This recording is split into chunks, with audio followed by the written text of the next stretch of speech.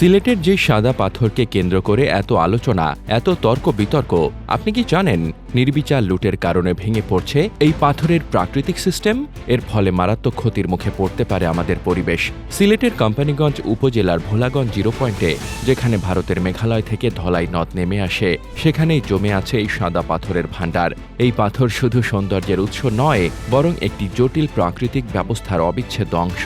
এই পাথরগুলোর মূল উৎস হিমালয় পর্বতমালা। পাহাড় থেকে ঝর্ণার পানির তীব্র স্রোতে গড়িয়ে আসা এই পাথরগুলো লক্ষ লক্ষ বছর ধরে নদীর বুকে মসৃণ হয়ে আজকের এই শুভ্র রূপ ধারণ করেছে। এই সাদা পাথরগুলো যে শুধু চোখের আরাম তা নয়, বরং প্রকৃতির এক অসাধারণ রক্ষা কবচ। পরিবেশবিদদের মতে প্রকৃতির ভারসাম্য রক্ষায় এই পাথরের ভূমিকা অত্যন্ত গুরুত্বপূর্ণ।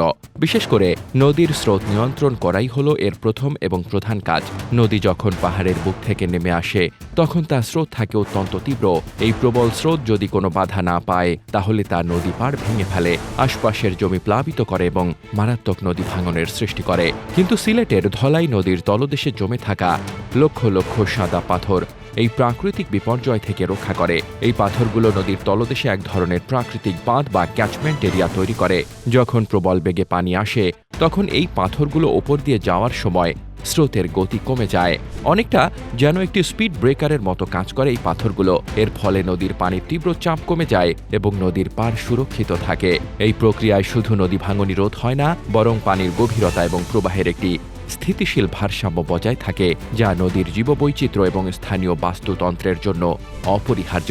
পাশাপাশি এর আরেকটি গুরুত্বপূর্ণ কাজ হল একটি বিশেষ প্রাকৃতিক প্রক্রিয়ার মাধ্যমে পানিকে বিশুদ্ধ করা, যাকে বলা হয় solar aquatic natural process of treatment. এই প্রক্রিয়ায় পাথরগুলো পানির মধ্যে অক্সিজেন সংশ্লেষণ করে, যা ক্ষতিকর জীবাণু দূর করতে এবং পানিকে পরিষ্কার রাখতে সাহায্য করে। এই প্রাকৃতিক ব্যবস্থাটি স্থানীয় মানুষের খাবার পানির চাহিদা মেটাতেও ভূমিকা রাখে।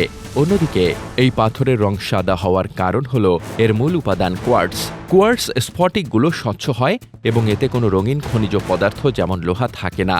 যখন সূর্যের আলো এই পাথরের ওপর পড়ে, তখন এর অসংখ্য ক্ষুদ্র ফাটল থেকে আলো প্রতিফলিত হয়, যা আমাদের চোখে পাথরগুলোকে শুভ্র দেখায়।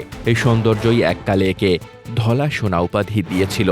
কিন্তু সাদা পাথরের অবাধ লুটপাটের কারণে এই প্রাকৃতিক সিস্টেম এখন হুমকির মুখে। এই প্রাকৃতিক ভারসাম্য ভেঙে গেলে তার ফল হবে মারাত্মক। বিশেষজ্ঞদের মতে পাথর তুলে ফেলা হলে নদীর স্রোত অনিয়ন্ত্রিত হয়ে পড়বে, নদীর পাড় ভাঙন বেড়ে যাবে এবং মারাত্মক বন্যার সৃষ্টি হবে। এছাড়াও পানি দূষিত হয়ে পড়বে, যা ওই অঞ্চলের মানুষের খাবার পানির সংকটকে আরও তীব্র করবে।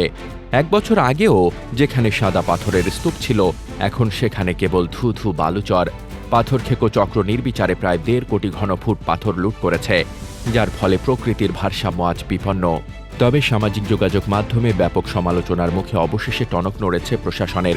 দ্রুত শুরু হওয়া একের পর এক অভিযানে উদ্ধার হয়েছে হাজার হাজার ঘনফুট চুরি যাওয়া পাথর ও বালু। র্যাব, সেনাবাহিনী, পুলিশ, বিজিবি ও জেলা প্রশাসনের সমন্বিত উদ্যোগে একাধিক প্রতিষ্ঠান থেকে জব্দ করা হয়েছে অবৈধ পাথর। প্রশাসন শূন্য সহনশীলতা নীতি ঘোষণা করেছে এবং উদ্ধার হওয়া পাথর নদীতে ফিরিয়ে দেওয়ার কাজ শুরু হয়েছে।